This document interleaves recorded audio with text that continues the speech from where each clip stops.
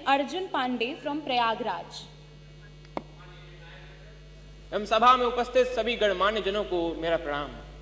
जिस विधानसभा को आचार्य नरेंद्र देव, पंडित गोविंद वल्लभ पंत और चौधरी चरण सिंह जैसे नायकों ने सुशोभित किया, उस देश की सबसे बड़ी विधानसभा को मेरा सादर प्रणाम।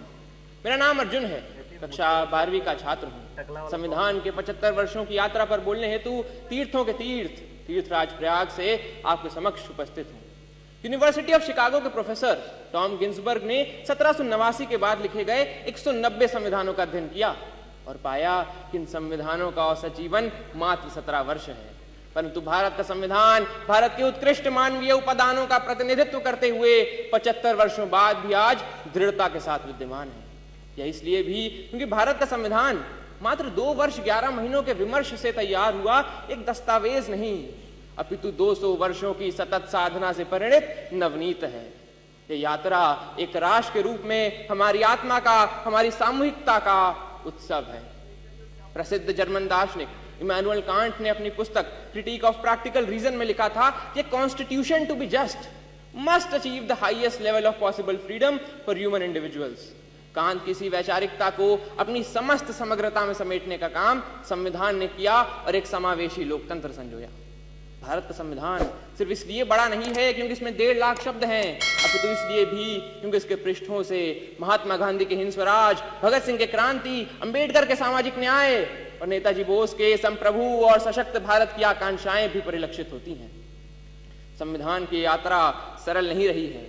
अगर इसने 24 अप्रैल 1973 को केशवानंद भारती निर्णय के रूप में रक्षा का प्रयास देखा तो 1975 में आपातकाल के रूप में प्रहार भी देखा।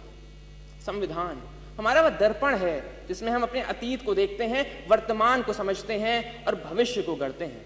हमें यह भी समझना होगा कि संविधान साधन है, साध्य नहीं। हाँ, वो हमें जमीन तैयार करके तो दे सकता है, परंतु उस पर फसल बोने का काम हमारे ही जिम्मे है। ऐसे में हमें समझना होगा कि हमें एक ऐसे राष्ट्र का निर्माण करना है जिसके 6 स्तंभ हों: समता, समृद्धि, समन्वय, संस्कृति, सेवा और समर्पण। एक ऐसा भारत जहां हर व्यक्ति कह सके मैं भारत हूं और भारत मुझ में। जहां विश्व में तमाम जगह संवैधानिक मूल्यों के लिए, मताधिकार के लिए आंदोलन देखे गए, वहीं भारत में सहजता से प्राप्त मताधिकार एवं मौलिक अधिकारों ने शक्ति का संचार किया।